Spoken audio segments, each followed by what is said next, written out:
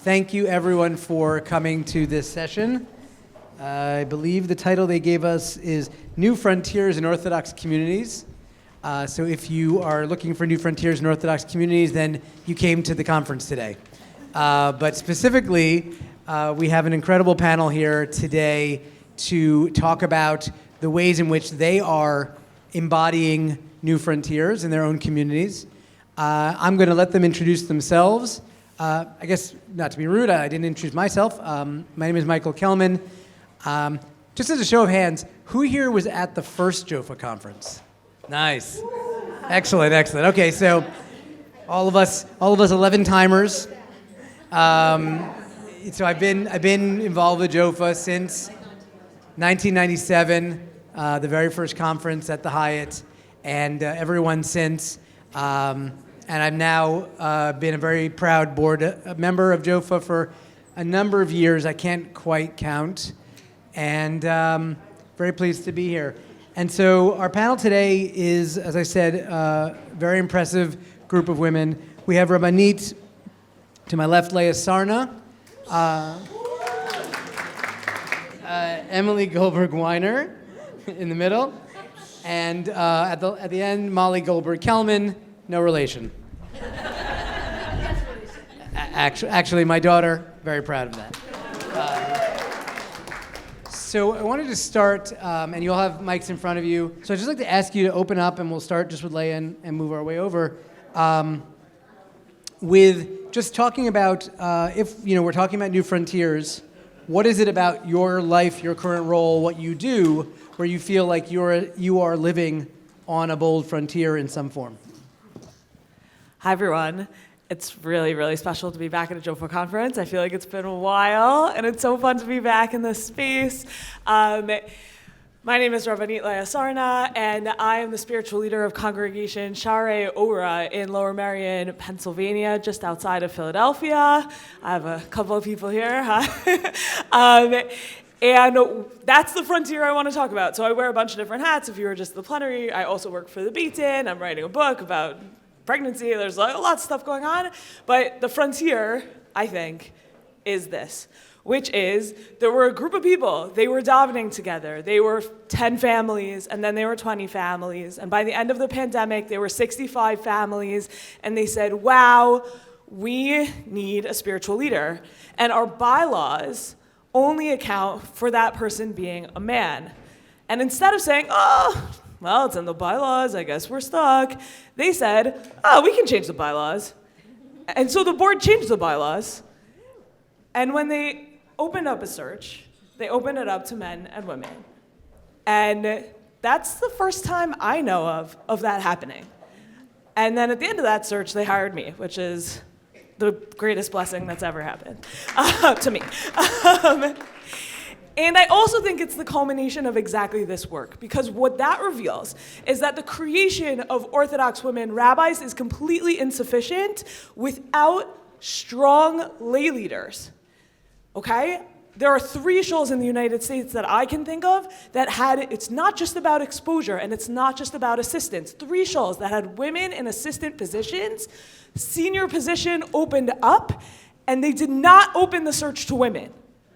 St. Louis, Chicago, DC, there might be others, okay? They did not open that search to women, which means that our community has gotten to a place, and that in and of itself, a miraculous, transformative place that without JOFA would never have happened, and without Maharat, of course, and the visionary leadership of Rabbi Sarah Horowitz and Rabbi Avi Weiss.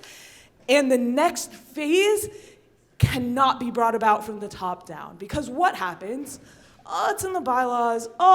These 20%, and shout out to Adam Simon, who I was talking about this with recently, who gave good framing to this. A search committee at an Orthodox shul says 20% of our population feels so strongly that there needs to be a woman. Another 20% says, and often they have money, we will leave the shul if it's a woman. And the middle says, I don't just want to live my life. Okay? So what does the search committee do? The search committee says that left 20%, that women-focused 20%, will hire a chovei rabbi and they'll be fine. And I have nothing against chovei rabbis. They're my favorite colleagues and a lot of my congregants. But what happens to women, right? And so what needs to happen is you need to be addressing this issue 10 years before your search ever opens. 10 years before your search ever opens, you already know in your head, every single person who laughed when I said that knows in their head, who is that 20% of my shul who says, I'm leaving the shul over the hire of woman? You know who those people are. They're the same people now as they will be in 10 years when your rabbi retires. Start talking to them. Put on your community organizing hat and say, if this is something that matters to me, if I want a search to be open to equally qualified male and female candidates, then I need to start now to work on those 20%. They don't have to like it. They just need to not leave the shul, or enough of them need to not leave the shul over our decision to open this hire to women. And that does not happen overnight. But exposure alone, for a while, that was, since the beginning, really, our sense has been exposure alone is sufficient. We'll bring in women as scholars in residence, we'll have women as assistants, and that will eventually bring about the change. But let me tell you, in the one instance in the United States in which that change has been brought about, which is my shul, that is not what happened. The lay leaders of my shul, there was a lot of exposure. I was already davening there. We had moved to Philadelphia for my husband's job. Rabbanit Yael Keller had been living in the community while she was studying to be a Maharat. Obviously, we're in Philadelphia, so we have the amazing model downtown of Rabbanit Dasi Fruchter Shul. Exposure was there, right? People were well exposed. But when I moved to Philly and said, so which shul here is going to hire me? The answer was like, no, never, no shul, 0 shuls, find a different career. And I had been trained during my years in the yeshiva. I worked with Join, and I had been trained as a community organizer. And I said, people who have opinions can be brought about to change those opinions under the right circumstances. My job is to get to know, to become best friends with the 20% who are going to be against. And it's not just that they'll know me, it's that they won't leave the shul because they'll love the community and they'll want to stay part of it and they'll respect it. And then you can move them from no women to, well, maybe if she's the right woman. And that's as far as you need to go, because then you can open up your search. And once you've opened up your search, then you have a fair process. And then you have a democratic process, right? And so, okay, if at the end of your democratic process, whatever number it is, in my shul, it needs to be 75%. That's an absurd number. Please don't write your bylaws the way my shul did. But your shul, probably more like 51%, right? And that 51% accommodates that 20% and more. Right? So it's really getting to the changing of the bylaws to opening the search that's going to change. That's the next step in this particular frontier of women as spiritual leaders. And I want to send each of you home with the thought that you can accomplish that, because the lay leaders in my shul did. We lost 0 families, and in fact, we gained families upon my hire, even with YU Musmachim in my shul, people who grew up in Washington Heights, davening in that community and to the right of it, who are now proud members, board members of my synagogue. It is possible. Come to Philadelphia. I'll introduce you around. You can meet the people who joined, the lay leaders who did the bulk of this community organizing work with me, and you can make a change in your community, I promise you. Or you could come to Providence, Rhode Island, Hashgacha Pratis, and which is I would say I'm Emily, and it's really a pleasure to be here. This is only the second Jofa conference I've been to. The first was in 2017, in which I was in college and checking out what might be next for me. So I hung out at 2 tables the entire time, the Yeshiva Maharat table and the cheese guy table. They were conveniently next to each other. So the whole time, he's like, are you interested in fine artisanal cheese? I was like, I'm more interested in women's smicha, but I will stay near the cheese grazing platter as well. And I think the frontier I've entered is one that, thank God, has not required that much work on my part, because I exist at a time as privileged and as blessed as this, that all of you paved this work, that I was able to apply for a job, get a job at a thriving Orthodox synagogue in Providence, Rhode Island. What is so special about that kind of place is that, unlike a lot of the startup communities, this is an OU synagogue with an RCA card-carrying rabbi who calls me Rabbi. He actually just spoke at the plenary. He's really nice. And not only that, but it's a community that was one of the first recipients of the Dvorah Scholarship Fund. It's one of the first communities that went through 3 different women visiting and living there in different capacities. So, and it's a community that already had been spending since 2012. As soon as Rabbi Zar was ordained in 2009, they were already gathering and talking about what it would look like, working 10 years ahead. So to the point where when they called me and asked if I wanted to work there, Rabbi Dollinger said something really so profound, and he said, "I hate that I even have to ask you this, but is there a certain title that you want?" And then we decided that it's, as long as we do the R chupchik on paper for our OU friends, people can call me more controversial things inside the building. And then one other frontier, I would say, which has been really mind-blowing, has been a conversation. A lot of people say that the stained glass ceiling for Orthodox women rabbis is both in leaving your assistantship position, and I want to make it extremely clear that the frontier that I'm on is one where we don't address me as an assistant rabbi. I have a title that doesn't really address what it is that I do, but if you were to ask Rabbi Dollinger I don't function as an assistant rabbi, there's not an associate track, that we have equal and identical roles on either side of the mechitza. And then most importantly, in 2019, when the opportunity came when the board came together and realized that there wasn't enough funding for 2 clergy, let alone one who is a woman and with different ideas to say, they could either keep a building or they can hire dynamic clergy. They sold their building.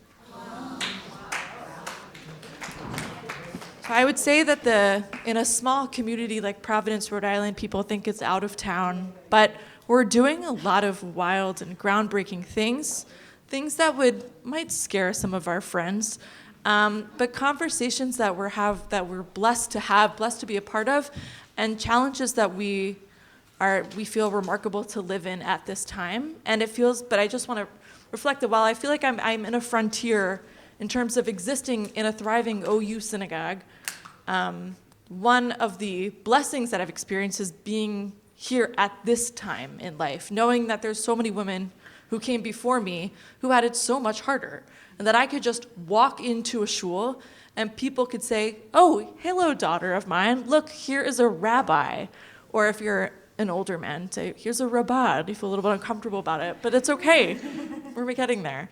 But these kinds of small steps are things that I don't take for granted, but this work has been done in our community for a while.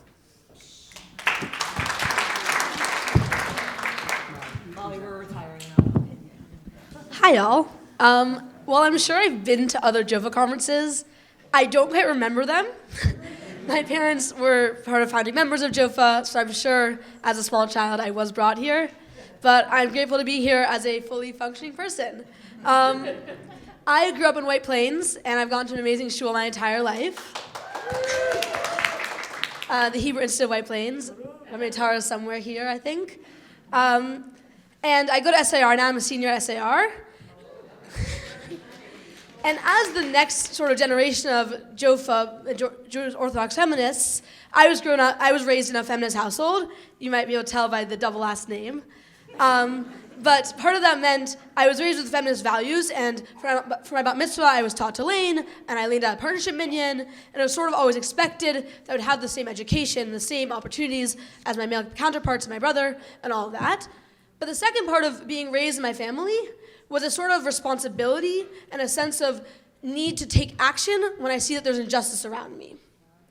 My parents helped found Darchei Noam here in the city, and that was always sort of part of my growing up of like, here's what you do when you see things that need to be changed.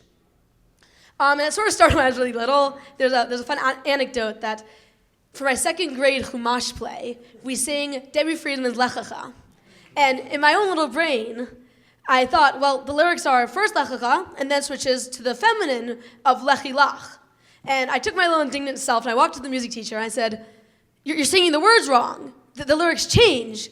And I don't know what he thought about the 7-year-old telling him he was wrong, but I was so sure of myself, and I really felt the need to stand up there and tell him that he was wrong. In the end, we still sing the lyrics out lechilach. I was a little upset, but I was raised in a way that made me say, I need to make this change. And more recently, which I think is why I'm here, in my shul we have a teen minyan, as many shuls do, and it functions as a space for teenagers to learn how to lead tefillah.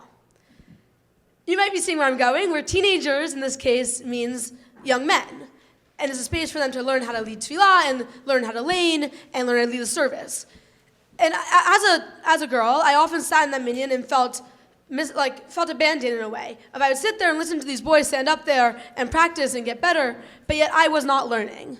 So I approached my assistant rabbi, my Rabbanit Tara.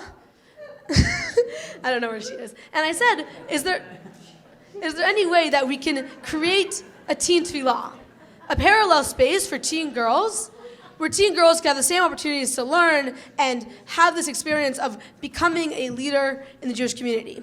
And we started to run this teen minyan, a teen tefillah that ran parallel to the boys, where we would do a shachri for girls and we would do women's laning. And then after that, we joined with the boys from Masaf so we could stay in community. And I think part of why this is so important to me is as we have a new generation of Jewish feminist leaders, they lack a sense of education and language around involvement in tefillah and involvement in spaces, where you have people who now feel like they should be involved but don't know how. And I feel really blessed that I'm able to help teach people and create this new generation of people who have the language and have the ability to take those roles.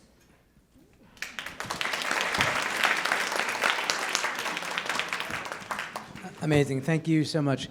So I just want to start with a few questions, and I guess just a note on timing. We'll do a few questions up here, and then we'll open the floor to your questions. There's a lot of people here, so I'll give a little bit more time. Okay, if you have questions, you can write them down. We'll go around at the end. To start with a couple of questions up here. So I think it's amazing to hear about the ways in which you're each in your communities doing things to push the boundaries forward.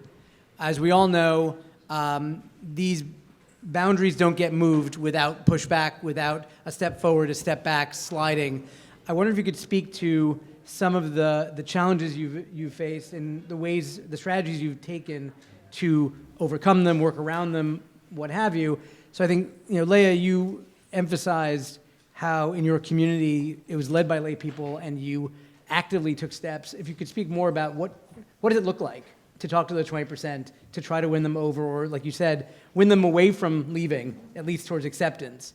And then, Emily, I think, your the way you describe your role, it feels like you're putting a finger on this problem that I think a lot of us are seeing of the naming, right? And we're okay saying one name, the R word, in private, but we're often not okay with it being more public. And many people, those of us of my age and older remember when Maharat came out and we had to come up with a new word, right? Because nobody was comfortable saying rabbi or rabbah or rabbanit in this way. So any thoughts you have about, where we're going with this naming? And then Molly, I think it's really interesting, you talked about teaching skills. There's teaching skills and there's teaching advocacy. And those are different things. And I'd love your thoughts on that. But any of you want to start? I think so I grew up in the conservative movement.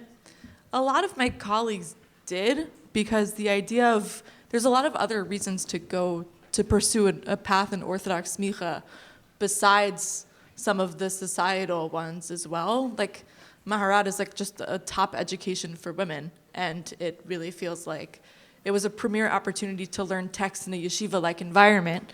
Other rabbinical programs you have to write a lot of papers, and I wanted a traditional yeshiva environment, and other rabbinical schools are probably $35,000 a year.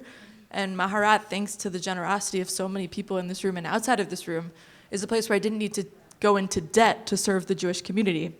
So there was a number of other reasons why I chose Maharat as well, but I would say a big caveat is that I wasn't raised being told that I couldn't be a rabbi. So I think that was something that I carried with me, which was like a sense of a bit of confidence I came in with, which is like, no, I've seen female rabbis before. This is something I feel like I could do. It wasn't a deal breaker for me to not be called that at synagogues. But then when I realized that it just wasn't done before, so that's why I go by rabbi with a soft I, because it makes some people uncomfortable, and I get why, but that discomfort is a little bit. I'd say it's mostly from an emotional place, and not so much from a facts on the ground like place. I don't want to discredit that at all, but I would say, and I'd say I feel distinctly like an American Jew, so Rabbanit wasn't going to work for me because I don't have like an Israeli side of myself that was gonna. And also something else to consider is that I wanted to be able to enter a hospital, a prison, any kind of legal place where having a title where I don't want to have to explain the acronym of what Maharat is. It's really not fun to do that to a correctional officer at the Bedford Hills Correctional Facility. No, it's an acronym. It means leadership. No. So as my ability, I work also part-time as a hospital chaplain. It's just a lot easier also, and it's something I don't want to take for granted, that it's also just serves me on a professional level. It helps me a lot more. But inside, it communicates to some people. Many people in our community did not grow up Orthodox. And I'd say one of the biggest challenges I get that having the title rabbi helps me a little bit alleviate is that people will kind of look at me and they're like, don't you hate that you can't count here? And I was like, obviously I hate that I can't count here, but that's not the point. But the idea of like looking at rabbi feels a little bit like, okay, my daughter could still do this. It's something relatable. Because growing up, being anything that sounded like Rebbitzin was out of the cards for me. Even though, ironically, I am a Rebbitzin. I did marry a Chovevei guy. But he calls himself a Rebbitz man, which really works out. But I would say it's having that title. It communicates a lot of things to important strategic partners. First is that the broader community of Rhode Island, who's not in the weeds about Jewish titles, it really helps to just be called rabbi, but then also for the community, to the stakeholders in my community for whom Orthodoxy is not a given, and that there's other reasons why people join the Orthodox community today, especially in a post-October 7th world, where that kind of sense of belonging and ritual authenticity feels right for them, to see that one of their big hang-ups is the mechitza and me. So if I could help demystify one step what it means to have a woman there is something that I could relate to them a little bit more. Does it make people to my right a little bit uncomfortable? Yes, but thank God the work of doing that has been done for me like 8 to 10 years ago. It's a very good question you asked me. I can repeat the question. You asked whether there's a difference between language and teaching girls Jewish language versus advocacy. And I don't know. I think a lot of it starts with the parents, of whether you were raised, at least for me, in a household that values action, and whether you are willing to just listen rather than act.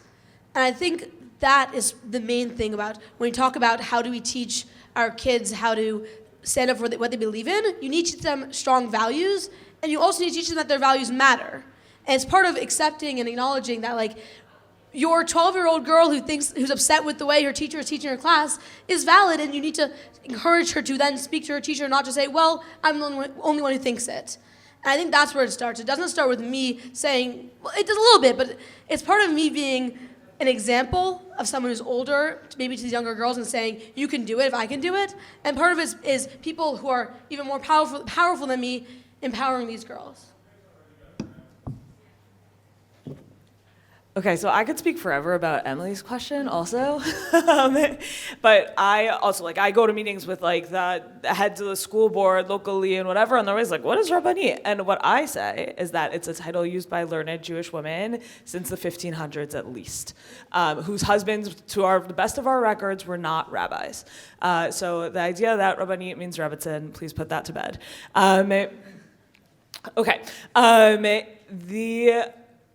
What are those conversations like? It depends on the person. I'm blessed with unbelievably wonderful lay leaders, but during the years that we lived in Philadelphia, before the shul even was really considering making a hire, I was always playing a long game because my husband is on a tenure track, so we are stuck in Philadelphia. and what that meant was really strategically from the very beginning, befriending these people. What are the things we have in common? How can I prove to you that I am as competent or more competent than the men you see around you? And when you're part of a breakaway synagogue, then you know exactly what those levers of competence are, because they're typically why those people left the other shul. And so learning what that is and then talking about it a lot in the abstract, wow, like what might I have done differently? And then showing those people every type of competence that they identify potentially as masculine. So knowing the nusach hatfilah better than they do was a big thing for some of the people in my shul. Knowing like Hilchot Ta'ud in a Sefer Torah, like really, really well, such that when things were coming up in shul and everyone was like, oh my gosh, nobody knows the answer, I would be like, hi, can I take a look? And then resolving it for the community. There were ways in a Leah shul for me to prove that, and I knew that that's what mattered to the individuals who were going to be the most opposed to me. The other thing is power mapping. So of that, let's call it 20%, who are the leaders? Who are the people who everyone's looking to for signals? Let's put all of our attention, or for me, right? Because I was doing this as not a paid gig during a pandemic with baby, right? Who are the leaders, and what do I need to tell them? And what are they going to hear from other people that they need to know the answers to when they're talking about it at their Shabbos meals? And not to assume that the only conversations about this issue are happening when I'm in the room. So how do I arm those people in ways that will be memorable, such that when someone says, oh, but doesn't she think this, or doesn't she do that, they'll be able to say, oh, but I talked to her about that, or oh, I heard a shiur that she gave her, oh, I heard of this, or I saw of that, such that they almost like dam al hashiv, know what to say back to them. And I think those were sort of the strategies that, as someone who was trying to get myself hired, could use. But I think if you're doing this in the abstract, it's a little bit different, right? Because then you end up in a lot of less particular conversations. Oh, like a woman in this position, how would she manage it? But I think for people who've never seen it, meaning when I was appointed or selected or whatever it is into my position, I had not spent a single Shabbat at a synagogue with a senior solo female spiritual leader, which is astonishing because I live in Philadelphia, but you'd be amazed how far away those communities are and how inconvenient South Philly is. So I'd never seen it when I started doing it, and what that means is actually that we were inventing it and we were co-inventing it together. Oh, maybe there needs to be a stender. What do the aesthetics of our shul need to look like? What does our shul need to sound like? Who's gonna be the gabbai? Because up until my hire, the gabbai was my husband. We had children, he needed to retire, and I selected who the gabbai was gonna be because I'd seen when I was in an assistant role how damaging it can be when the gabbai makes decisions when you're on the other side of the mechitza and the gabbai doesn't look at you. And so I was very particular. Who's going to be running ritual things on the other side? Who's going to defer to me? And we planned it very specifically. Like at the end of the Amida, if the Shliach Tzibor looks at the gabbai points. It says, look at her. She's going to tell you when it's time to start Chazar Hashatz, right? But I needed someone who was going to be ready to strategize that out with me. So there were a lot of pieces of that sort of co-creation and building that happened because I had a community that had been brought around into really wanting this and to being ready to work with me on it. So you did a great job of talking about in your earlier answer how the work of getting ready for a community to accept female leadership starts well in advance. So I think as we in this formal part, I'd love to hear from you, our Emily, and from Molly, thoughts on what are the things that people can take away back to their own communities, to their synagogues, that can be those kind of seeds, right? That can set up the future change that we are all hoping to see. I think there's the two models that really worked well in our community. Both are things that can be replicated, even though it sounds like they couldn't be. But the first is, again, someone who is instrumental to the bringing of women into the Congregation Beth Shalom community is Brana Deutsch, who lives in Toronto now, but probably knows everybody in this room. I think she knows everybody everywhere. But she mentions that we can invest our money and our time in having dynamic leaders, or we can build more secure walls. So literally selling a building is a great way to assure that the people in your community will be served long-term with spiritual leadership. And space is actually just a concept. And you can meet people where they are. And even though Providence, Rhode Island is not known for its overwhelming, booming wealth, we have a lot of spiritual wealth. But I would say, and while sustainability is something we're always trying to work on, especially in our 120th year of a synagogue, but I would say it's if you believe in it, you can literally sell all of your earthly possessions to make it happen. And I'm particularly grateful that there's a community that put their money where their mouth is, and they did so wholeheartedly. A second thing I would say, and this is a little bit harder to find, but communities need men who are willing to do tzimtzum. I've become extremely blessed that the rabbi I work with is like tzimtzum is his middle name. But Rabbi Dollinger does a lot of work in restricting himself, in stepping back and literally pausing, saying, do you want to speak this week? Should I speak this week? We strategize each step of every conversation. I think it probably helps that he's been in this role for a very long time. He's had a lot of conversations, but for him, the success looks like having diversity across the mechitza, so it's not really about ego. And I would say, unfortunately, a lot of rabbis that I've worked for in the past are always looking over their right shoulder. There's always someone at the OU or someone always looking to get them in trouble in their minds. And I don't really worry about that. With Rabbi Dollinger, he's gonna take up any Beit Din who holds up a get refuser, so what's the worst? But I think also the ability to say, this is the right thing to do. This is the morally correct thing to do. And I'm willing to, the stakes might be extremely high, but I'm willing to stake my ground in it for the sake of inclusivity, for the sake of empowerment, and for the sake of young women and men being able to point to both sides of our mechitza and saying, I could not only see a spiritual leader there, but I can see me there as one of those people. I'd say one of the most groundbreaking moments for me was one day I showed up to shul and everyone was whispering very excitedly, and they pointed to a shtender that was on my side of the mechitza, and they said, we built that. We built that for you. And it was so profound and so beautiful, but the next beautiful part of it was the ability for me and for people to see that I filled that shtender with chocolate, flowers, books, pacifiers for my 2-year-old. And they saw this is a shtender that might look a little bit different. I thought about painting it hot pink.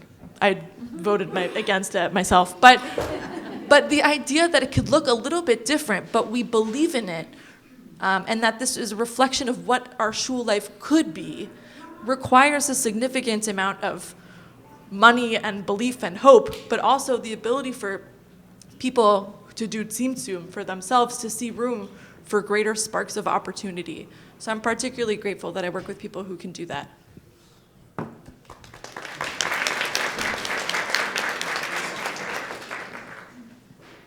My biggest advice is look to the girls in your community and make sure you're making space for them. And not only making space for them, but bringing them in. So if you have a team minion, think about making something parallel for the girls. If you work at a school and you see that there's tishes or events that the boys tend to dominate, make sure that you literally have a space at the table for them. A couple weeks ago, my Gemara class is mainly boys, kind of an honors Gemara class, and there are a few girls in it. And often my rabbi will stand at the shtender of our Beit Midrash and give us instructions before we spread out and do chavruta work. And a couple weeks ago, one of the boys in my class noticed that me and a couple of my friends who are girls were standing there in a row behind the boys because the boys had covered the shtender, and he nudged one of his friends and pushed them away. So one side of the shtender was open to the girls. And it's a very small action, but it's literally giving girls a place at the table so they feel welcome and feel accepted. And I think that's what it is looking around and making sure it's not just that you're thinking about educating everyone, think about educating to the people who are least likely to get involved.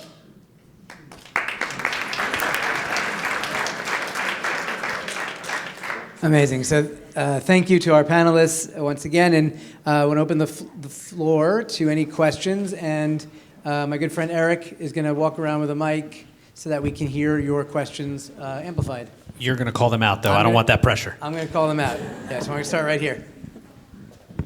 Hi, thank you so much. I think you briefly mentioned something about this in terms of looking over your right shoulder. But I'm wondering how you feel about a rift between, if you're worried about this or how you deal with it, between the modern Orthodox community and right-wing Orthodoxy. For example, my sister is Haredi, my sister-in-law is Haredi, and her rabbi told her not to show her face on a business podcast. And so, if that's kind of what's happening in, right-wing Orthodox spaces, and we're talking about women rabbis, like, what does that look like? Are you worried about that kind of a rift? I'll talk about this. So as previously mentioned, I live in Lower Merion. Lower Merion is increasingly also becoming Lakewood overflow. So this is a very live thing in our community. They haven't brought a single restaurant with them, which is extremely upsetting. But they have brought gemachs, and we love the gemachs. One thing that you'd be surprised by is, like, women care less, is my experience. So, for example, a very painful thing that happened in our community about a year ago, they were having a Shiri Bivas Memorial Women's Challah Bake. And they said, they sent it out on Purim, and they said, we're doing this in a couple weeks, all the shuls are welcome to join. So I immediately, and it was sent out on the women's WhatsApp groups that I'm on. I immediately responded, Shari Uras, and we're so excited, what a beautiful sounding event. So they think about it. I hear back a couple of days later. So sorry, the rabbi overseeing this event said women-led shuls are not invited to join. So then we brought it, but that shul, fascinatingly enough, has a woman as the head of its board. So then it got discussed at the board, and that woman says, why is this not allowed? And he said, women aren't allowed to be rabbis. Women aren't allowed to be in leadership positions. That's what he said, sorry. Women aren't allowed to be in leadership positions. So she said, well, what am I? And a man in the back of the room goes, a compromise. Welcome to Lower Merion. Anyways, so then all the other shuls, so then there were no co-sponsors. That was the end result. But we had allies within that shul, right? That's actually what that story is about. It just came with a funny punchline. But right, what that story is about is board members in other shuls saying, hold on, the Orthodox community includes the leftmost shul within our ecosystem. And if you're not ready to include them, then we're not including anyone. And they cut out the right in a formal way as well. Members of our shul went, members of loads of other shuls went. It was a lovely event. And then comes this year, Hoshana Rabbah, and the rabbi of that very same shul calls me up. I'm literally at a doctor's appointment. He's like, we have to do a unity event. I was like, you literally cut us out of the last unity event. What is happening here? But instead of saying that, I said, and also over the summer, I'd had a couple of meetings with him. We had very silently cooperated on a few things. We're having a unity event. Here's what I'm thinking. You guys are going to come to us on Simchat Torah, but don't bring any Torahs with you. And I was like, I have a different idea. And she'll be shocked to hear he went with my idea, and it was a beautiful event, and all people from all different shuls came together, and we did Shmini Atzeret at night, faux hakafot, the way Chabad does and other people do. The whole community came together. There were no Torahs involved for men or women. Shalom al Yisrael. Less Torah, more unity.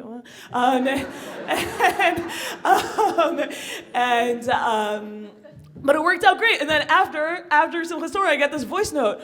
Wow, you're so easy to work with. I never would have guessed. I was like, oh, thank you. But things like that, right, where you show yourself willing to play ball. I didn't walk out of the room.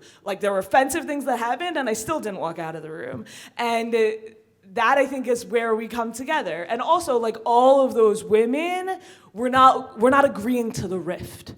And that's, I think, where there's real power. That all of this talk about rift is coming from the other side of the mechitza. And if everyone who's not there just says, this is stupid, and we all bring each other baby meals and participate in the same gemachs and hang out at the playgrounds with our kids, then, your rift doesn't matter. And I think that's where the real power is. I would say we have, now that I'm thinking about it, I feel like there's some rifts with we had a pretty large Haredi population in Providence, Rhode Island. A lot of them have since moved to Lower Merion. And I accept them warmly. we had a big infrastructure in Providence, Rhode Island, the New England Rabbinical Council, the New England Academy of Torah. They were all there, and recently, due to funding issues, a lot of them have been moving to different Jewish enclaves. Any rifts that have happened since then, I feel a little bit bad about, but I mostly started them. Like the one particular thing, well, one of them I didn't start. One of them is our entire. We see a lot of opportunity in Rhode Island, and when opportunity for meaningful engagement with religious life.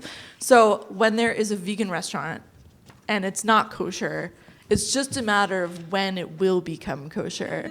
So some Haredi people didn't like that we did that, but that's going to happen because nothing gets between me and a really good pastry, except a blowtorch, which I bring with me and I sleep with. I'm kidding, But then the second issue that was a little bit bigger and reflects perhaps a bigger rift in our community was that somebody came up to me who was a retired family physician and said, I really want to be on the Chevra Kadisha. And the person in charge of the Chevra Kadisha, who was a Haredi woman, part of the Haredi community, said no. And I said, why? I got involved because I've been on the Chevra Kadisha, not in Providence. I wasn't allowed to be on that one either, I found out. I don't cover all of my hair. So then we did something kind of rifty, which is we started a different one. Oh, yeah, we started a different Chevra Kadisha. We actually just did our first Tahara this past week. It was a huge success. I mean, somebody died. It was a huge success. They're still dead. Lived a really long life. It was uncomplicated. And they were dead. No one was involved in the death of this person. But I would say the kind of pushback that we got from the Haredi community reflected both a deep misunderstanding about how Jews function, how Chevra Kadisha function, but also a deep fear about the kind of motives or intentions that everybody who was not Haredi might bring. So this person, she said, well, what does this retired doctor, who's very much a retired family physician, said, what does she believe about the afterlife? And I said, we don't usually offer litmus tests for people to belong to do mitzvot. It reminded me of times where I felt like when I took on different mitzvot that were a little bit countercultural, people would say, so do you daven 3 times a day as well? Do you learn daf yomi? And I was like, no, I can wear tefillin right now and not have to justify it with all of those things. Or ironically, nobody asked my husband how often he goes to shul or how on time he goes to shul, which is not the on time part. And ironically, the kinds of rifts that we're creating tell me much more about them than about me. And learning to plow through it for the sake of literally human lives. This is life or death in the case of the Chevra Kadisha. It's life or death in terms of my appetite, in terms of our Lighthouse Kosher initiatives. But it's also for the sake of community building and mitzvot. You have to plow ahead anyway. So this is a big thing for me. Because these concepts are really beyond my conception at this point. I grew up in an ultra-Orthodox Syrian environment, and the idea of having a Rabbi, Rabbanit, whatever you want to call it, is just unbelievable. So congratulations. But you said something about their women being less concerned with rifts, perhaps. Maybe I'm misunderstanding. And this idea of, and then like I said, I don't know how it works, but you mentioned that there's a mechitza in your synagogue and that you're on the other side of it. As an attorney, this is something that I've thought about significantly, whether there is this concept of whether things can be separate and equal, or if they're separate, they're necessarily unequal. So I'm curious how that works. I'm curious how you understand it. I'm curious how it fits in with feminist understandings of orthodoxy. It's just, so that's my question.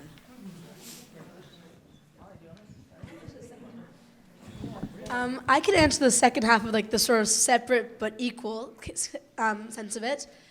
I go to like a modern Orthodox school that's considered one of the more progressive modern Orthodox schools in the Yeshiva League area.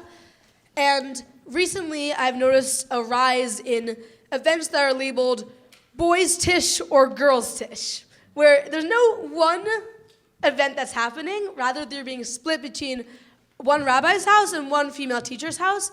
And I've heard great things from the girls and boys who go, and everyone seems to love it. But from my own perspective, as someone who has attended mixed events as well as some of the ones that are separate, they feel wonderful in the moment until you hear about how the other one went. And you go to the girls' one and you think, wow, we had 20 girls here. It was amazing. The singing was wonderful. And then you hear from the boys that there were 45 boys there, and the rabbi had them all going, gave them a wonderful shiur. And you sort of begin to wonder, well, if that rabbi has this special relationship with his male students who he teaches in class, what does that mean for the girls who are in the class? And how are they treated differently by their rabbi? And how is that relationship different? And I think it's a question of how do we at once make spaces feel more comfortable for people who are more comfortable than being separate, while at the same time ensuring that it doesn't lead to inequality in the future.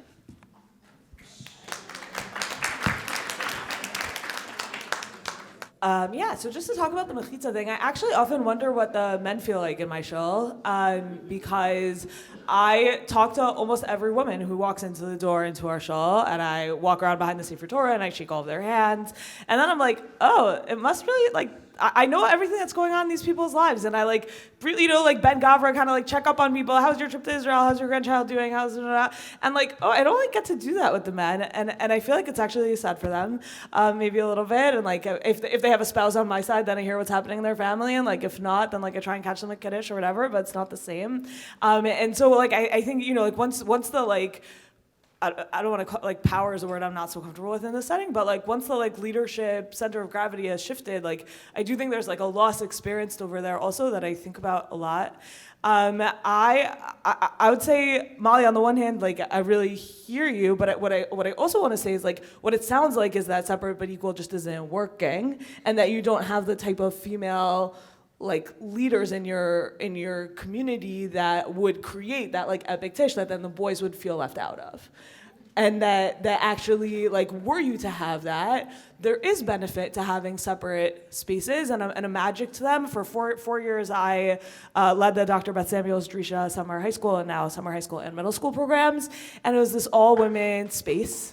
And it was a space of tremendous empowerment for the young staff, and a space where I tried to hire primarily, or all the main faculty were women, and you got to see role models really at every level, people looking up to like the next person in line, and the students really looking up to like the young faculty, like, wow, oh, I see how I could achieve what she's achieved in her learning and in her leadership, and I could get there, and the younger faculty looking up to the older faculty, and there's just a real power there that's hard. It's hard to see yourself in. I have trouble seeing myself in men, and I'm so grateful to all of the male allies and mentors who've shown up for me over and over and over again, and I would not have my career without them.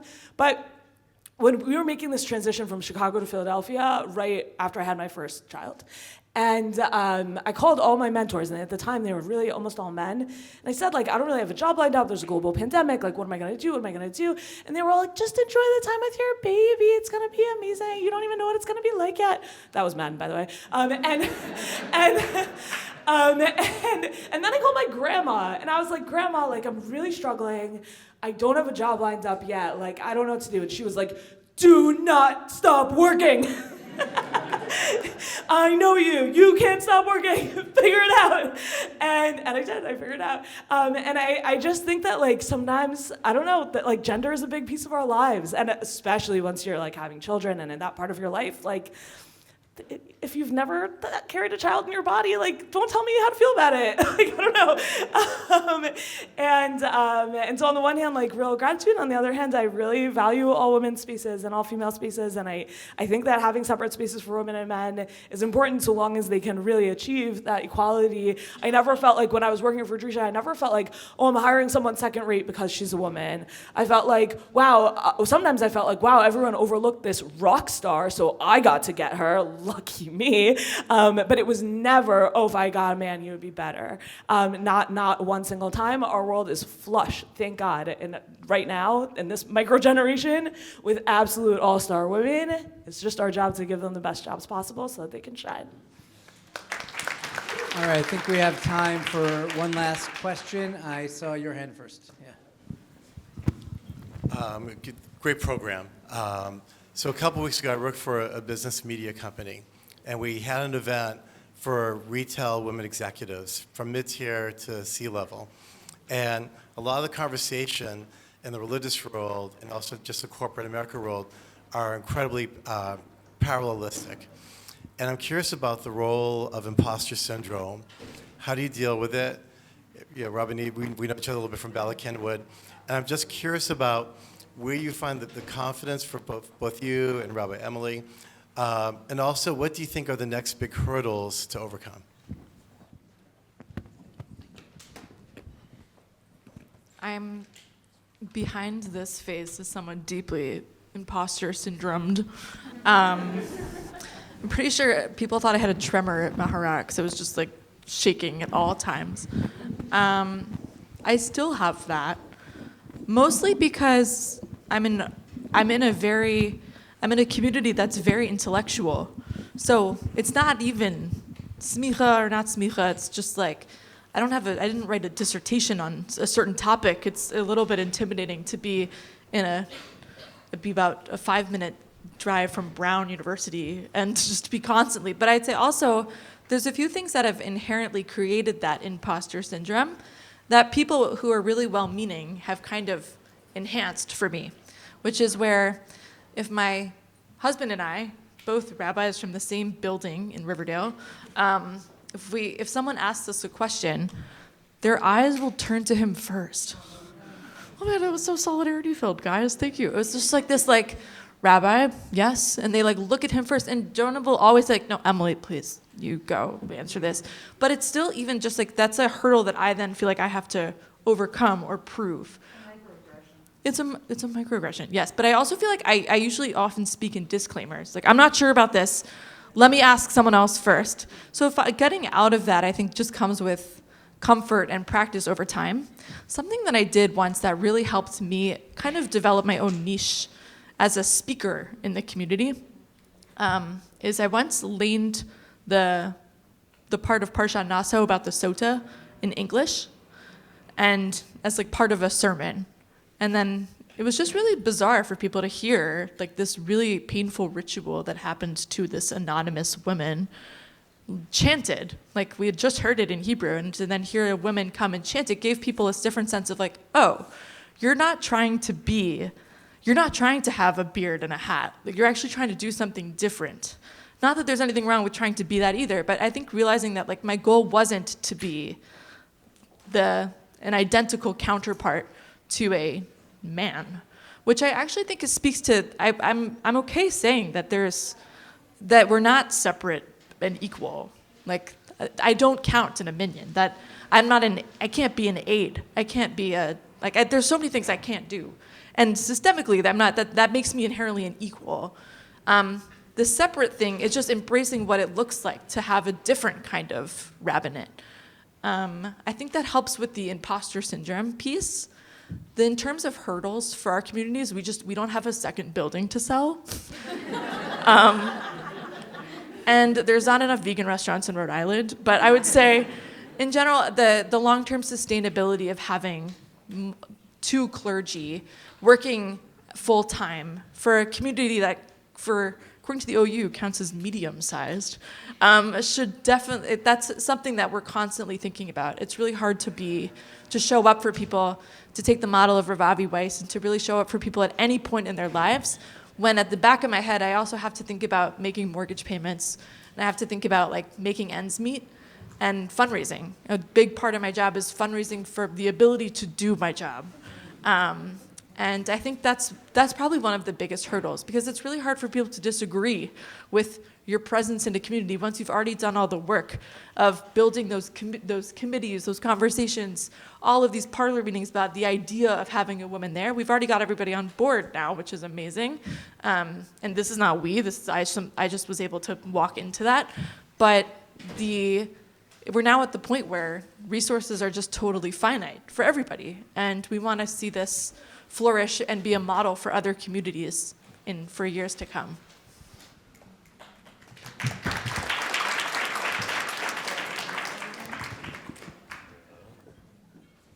I'm like the most annoying person ever to talk about imposter syndrome with, because I grew up around people where there's only two choices. Like, you can decide you belong at the table, or you can decide you're never going to be good enough.